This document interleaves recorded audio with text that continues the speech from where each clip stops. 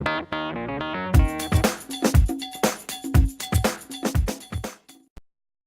to New College Worcester. I'm Chelsea. And I'm Ilya. Have you ever wondered how a person with a visual impairment plays sports? A visual impairment is not a barrier. As you see in our PE lesson, we're a pretty active bunch.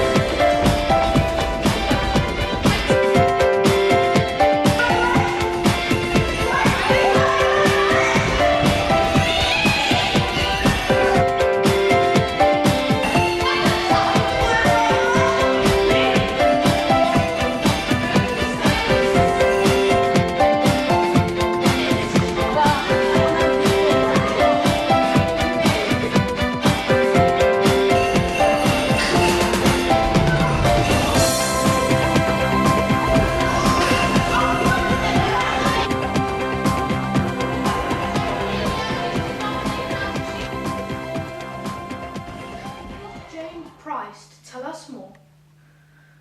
This is Jane Price, the head of PE from New College Worcester. How long have you been teaching? I've been teaching here at New College Worcester for 8 years. Have you adapted all of the sports for visually impaired children?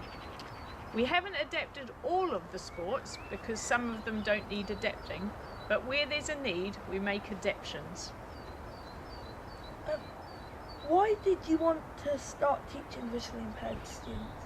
I had a friend that I taught with at Mainstream, and she came here as head of music, and she told me how wonderful it was and how fantastic a teaching opportunity. So when a job became available, I jumped at it.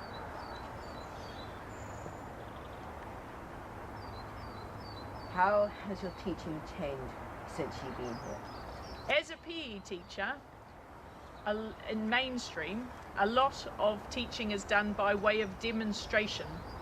But with students with a visual impairment, you need to verbalise the actions required more. So I've become very good at describing movement. Can you tell us any more about teaching visually impaired students? Like any student, or any child these days, it's very important to be active. So I love my job as it gives me the opportunity to get young people out and active. Thank you very much, Ian Price. Back to studio. Thank you, Riley and Ebenezer. Sports which are particularly adapted for visually impaired people. Here's Will Norman to tell us more. What's the difference between sighted football and visually and blind football? Well, obviously the main difference with blind football is that because you can't see anything, you need to be able to hear all the important information. So the ball makes a noise. It's very important that you all communicate really well. Communication is probably the most important part of blind football. So forget about the ball for a minute and just concentrate on where your teammates are, where the opposition are, and you're trying to take in all that information through your ears and then try and build up a picture in your mind of what you think's going on in front of you, who's where's the ball, what's going on.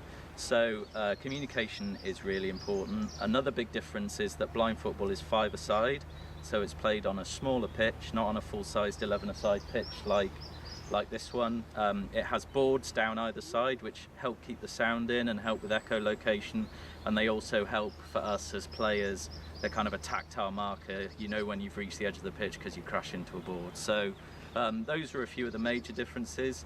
The 4 outfield players are blind, and they all have to be B1 categorised players, but also we wear blindfolds and that kind of thing so that anyone who's got light perception or any tiny amount of residual sight, that's blacked out by the blindfold. So everybody is on a level playing field, and then the goalkeepers are sighted. Another big difference is that the goals themselves are quite small. They're sort of almost like hockey goals. So I don't know if you've seen any futsal goals, but they're that kind of size. They're not as big as 11-a-side goals. Yeah, so I'd say those are some of the main differences. What do you do to train? Well, training, particularly for me, because when I started in blind football, I was already, working full time, and I had a family and those kinds of things. So the big challenge for me with training was fitting it in around work and family life and all the other commitments I had. So I'd maybe train for 12 hours a week, something like that. And a surprisingly small amount of that time would be football. I might be doing 3 or 4 hours of football a week, and then a lot of cardio work to try and keep fit and try and keep my weight down. And then also some strength and conditioning, so going into the gym and doing weights and sort of strengthening your core, working on your balance, all those kinds of basic core fitness and strength principles, which are really important in football to try and help prevent injuries, but also to make sure that you're fit enough and strong enough to compete at the highest level. In your career, how many medals and trophies have you won? Well, I've been very lucky with England to have a lot of great experiences.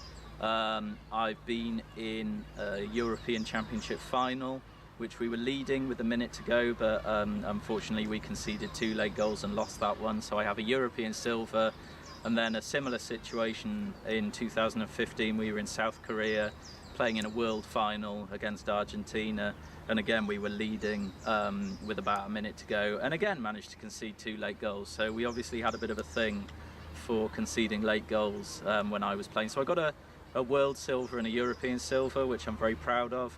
I don't have a Paralympic medal, which I'm very disappointed with. I feel like the potential was there within the squad in my time to achieve that, but I am proud of the world and the European silver. At the time, they felt like failures. I wasn't proud of them. I put the medals in a drawer and didn't look at them for a long time. But as time goes by, I sort of wake up to the fact that actually it was a good achievement. It was something we achieved, not something we failed to achieve, and that a silver is something you can be proud of. But yeah, at the time it didn't always feel like that. Domestically, I've had quite a lot of success. I've been fortunate enough to win 4 National League titles and 3 FA Blind Cups. So with my team, the University of Worcester Blind Football Club, we've won quite a lot domestically, and we've also been invited to Europe a couple of times, the University of Worcester Blind Football Club, to play in what is basically like the Champions League of blind football. It's a major European competition, and we went over to the Czech Republic last year and won that, so that was good fun. There were teams from all over the world playing in that. What's your disability? Well, now I'm registered blind. My eye condition is retinitis pigmentosa, so I used to have quite a lot of good partial sight when I was younger, when I was at New College and sort of starting out like you guys are now. But that sight's deteriorated over time to a point where now I'm basically registered blind and I don't have any useful sight left to speak of. In the multi-stage bleep test that we're doing next week, what level did you get to? I think the best I ever got to was about 12. I'm not the best runner in the world. My feet are sort of stuck on back to front, so speed and running was never my strong point, but there were guys in our squad that could get up to sort of 14, something like that, and that's really helpful, that noise, isn't it?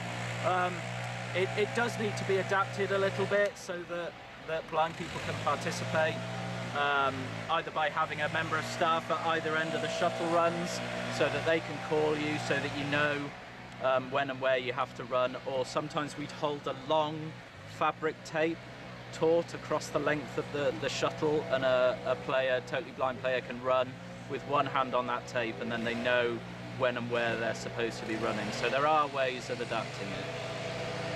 Thank you, Will Norman. Back to studios. Thank you, Asha. There are some sports that are not adapted.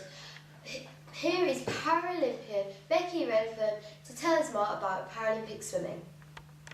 How long have you been swimming? So I started swimming when I was about 5, and then I went through the lessons, joined the club, and I've been swimming since then, so about 12 years. Cool. And how do you train? How do I train? So I train mainstream. I'm with Worcester Swimming Club, just down the road, and I train with all my friends, my coach is there, but I always have to make sure that I'm next to the lane rope so I don't go waving across the pool. What medals and trophies have you won? So today I've won quite a few medals, but 2 major medals. One of them was from the Europeans last year, and that was a silver medal, and this one, which is my Rio medal, which is probably my favourite one. Cool. What did it feel like to go to the Paralympics? It was crazy. I still can't believe that it was me there. I look at all the pictures and speak to all my friends, and we can't believe that it was us there. It was a lot of hard work though, but I had a lot of motivation to get there and do well. What is your impairment? I have retinitis pigmentosa, so I have perfect frontal vision, but about 5 degrees of it, so I don't have any peripheral vision. What do you think it's been more... Do you think it's been more difficult for you to become an athlete than a sighted person? I mean, I've had challenges to overcome, but I have overcome them. So there are difficulties that I have compared to my friends, but I have ways to work around it which work for me. So. Cool. What were your experiences of sport at school? School. At primary school we did quite a few swimming lessons every week, and then we had normal PE lessons, but I wasn't very good at those because we used to play ball games and I struggled seeing the ball.